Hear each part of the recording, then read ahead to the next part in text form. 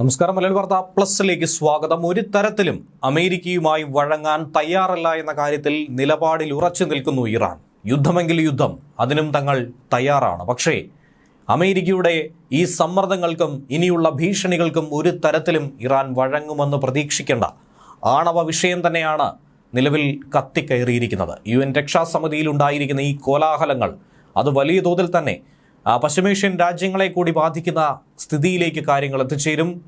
Defence എന്നത് വാർ എന്നതിലേക്ക് മാറ്റിയ ട്രംപ് ഇനി എന്തൊക്കെ ആയിരിക്കും കാട്ടിക്കൂട്ടുക? ആണവ ചർച്ചകൾ പുനരാരംഭിക്കുന്നതിനുള്ള വ്യവസ്ഥകളെ ചൊല്ലിയാണ് ഇപ്പോൾ അമേരിക്കയും ഇറാനും തമ്മിൽ അതിരൂക്ഷമായ ഒരു സംഘർഷ സാധ്യത UN രക്ഷാസമിതിയിൽ ഉടലെടുത്തത്. എന്തായിരുന്നാലും ശക്തമായൊരു വാക്പോര് അവിടെ സംഭവിച്ചു എന്നുള്ളത് വ്യക്തമാണ്.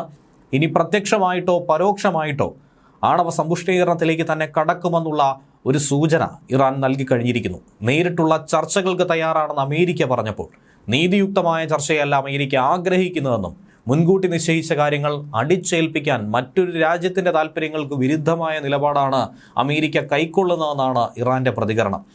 ഇറാനുമായി ഔദ്യോഗിക ചർച്ചകൾക്ക് അമേരിക്ക തയ്യാറാണ്. പക്ഷേ നേരിട്ടുള്ള അർത്ഥവത്തായ സംഭാഷണത്തിന് ഇറാൻ തയ്യാറായാൽ മാത്രമേ അത് സാധ്യമാകൂവെന്നും ഏതൊരു ക്രമീകരണത്തിനും ചില നിബന്ധനകളുണ്ടെന്ന് ഞങ്ങൾ വ്യക്തമാക്കിയെന്നും അതിലേറ്റവും പ്രധാനം ഇറാനിൽ യുറേനിയം സമ്പുഷ്ടീകരണം പാടില്ല എന്നുള്ളതാണ്. ഒരു തരത്തിലും അനുവദിക്കില്ല എന്നുള്ളതാണ്.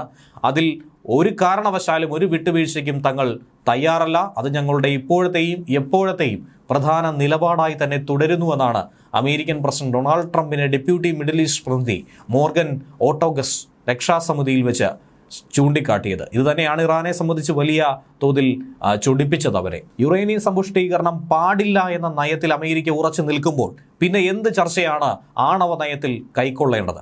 അമേരിക്കയുടെ നിലപാടുകൾക്ക് അനുസൃതമായി തങ്ങൾ വഴങ്ങണമെന്നാണോ ഉദ്ദേശിക്കുന്നത്? ഈ നയത്തിൽ ഉറച്ചു നിൽക്കുന്നതിലൂടെ അമേരിക്ക ഒരിക്കലും നീതിയുക്തമായ ഒരു ചർച്ചയല്ല, മറിച്ച് തങ്ങൾക്ക് മേൽ അവരുടെ നിലപാടുകൾ അടിച്ചേൽപ്പിക്കാനുള്ളൊരു ശ്രമം തന്നെയല്ലേ നടത്തുന്നത്. നീതിയുക്തമായ ചർച്ചയല്ല മുന്നോട്ട് വയ്ക്കുന്നതെന്ന് ഇറാന്റെ UN അംബാസഡർ അമീർ സയ്യിദ് ഇർവാനിയാണ് വ്യക്തമാക്കുന്നത്. നീതിയുക്തവും അർത്ഥവത്തുമായിട്ടുള്ള ചർച്ചകളെ, ഏതു ചർച്ചകളെയും തങ്ങൾ സ്വാഗതം ചെയ്യുന്നു. അതിനൊരു തരത്തിലും ഒരു വിട്ടുവീഴ്ചയും തങ്ങൾ ചെയ്യില്ല.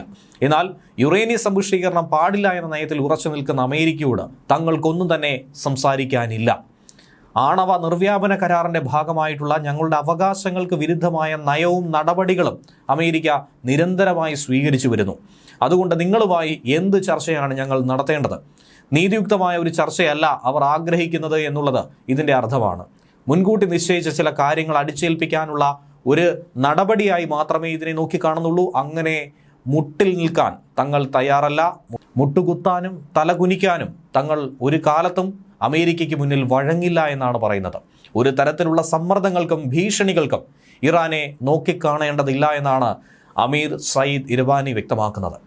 ജൂണിൽ ഇറാനും ഇസ്രയേലും തമ്മിൽ 12 ദിവസത്തെ സംഘർഷത്തിന് മുൻപ് രണ്ടു രാജ്യങ്ങളും 5 ഘട്ടങ്ങളിലായി ആണവ ചർച്ചകൾ നടത്തിയിരുന്നു. പിറകെയായിരുന്നു ഇറാന്റെ ആണവ കേന്ദ്രങ്ങളെ അമേരിക്ക ആക്രമിക്കുകയും ഫോർദോ അടക്കമുള്ള ആണവ കേന്ദ്രങ്ങൾക്ക് വലിയ കേടുപാടുകൾ സംഭവിക്കുകയും സംഘർഷത്തിൽ പങ്കുചേരുകയും ഇറാനും അമേരിക്കയും തമ്മിലുള്ള ബന്ധം വളരെ വഷളായി മാറുകയും ചെയ്തത്. ഇറാന്റെ യുറേനിയം സമ്പുഷ്ടീകരണമായിരുന്നു പ്രധാന തർക്ക വിഷയം. ആയുധവൽക്കരണ സാധ്യത കുറയ്ക്കാൻ യുറേനിയം സമ്പുഷ്ടീകരണം നിർത്തലാക്കണമെന്ന പാശ്ചാത്യ ശക്തികളുടെ ആവശ്യം അത് നിരാകരിക്കുകയാണ് ഇറാൻ.